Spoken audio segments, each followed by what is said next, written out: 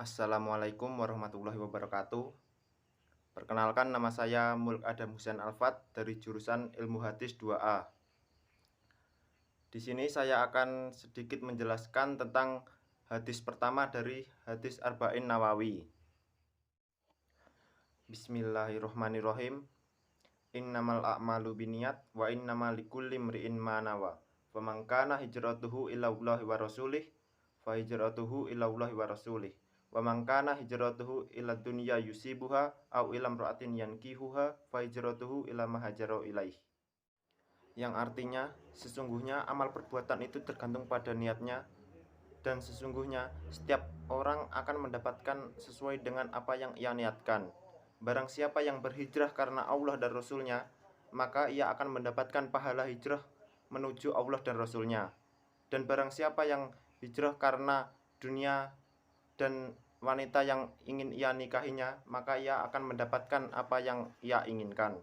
Hadis riwayat Bukhari dan Muslim. Dari hadis tadi kita bisa mendapatkan beberapa makna yang dapat ditelaah.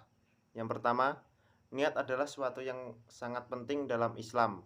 Maksudnya, setiap amal yang dilakukan oleh seorang muslim harus dilandasi dengan niat yang benar dan keikhlasan agar amal tersebut bisa diterima oleh Allah Subhanahu wa Ta'ala.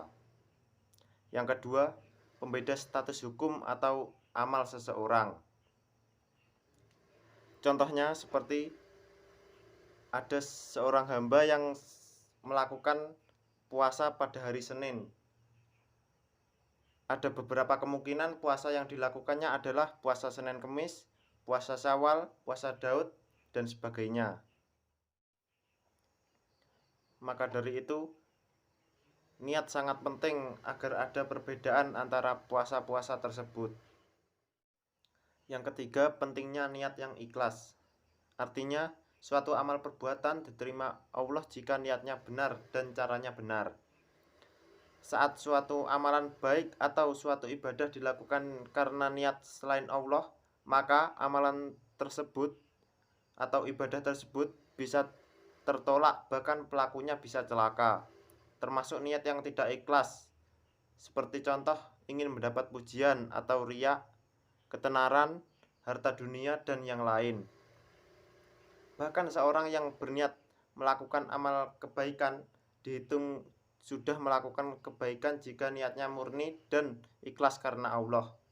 Misalnya saja seperti orang yang berniat melakukan sholat malam, namun saat malam dia tertidur, atau orang yang berniat sholat jamaah lalu begitu ia sampai masjid, jamaah sudah selesai. Orang tersebut tetap mendapat pahala sebagaimana orang yang telah melakukannya. Yang keempat, niat seorang bisa diperbarui. Dalam hadis tersebut disebutkan bahwa barang siapa yang hijrahnya karena dunia dan wanita yang ingin dinikahinya, maka hijrahnya itu kepada apa-apa yang ia inginkan itu.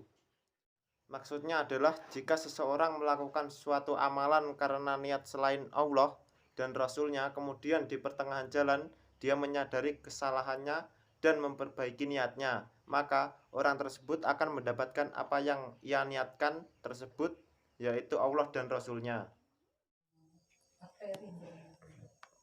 Sabda beliau, dan bagi orang itu sesuai dengan yang diniatkan. Maksudnya, besar kecil pahala tergantung pada niatnya. Maka orang yang berniat melakukan sholat wajib lebih besar pahalanya daripada orang yang melakukan sholat sunnah, meskipun sama-sama 2 rakaat.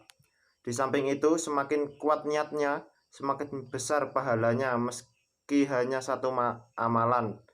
Jika dilakukan dengan niat yang benar, maka bisa jadi pahalanya akan banyak.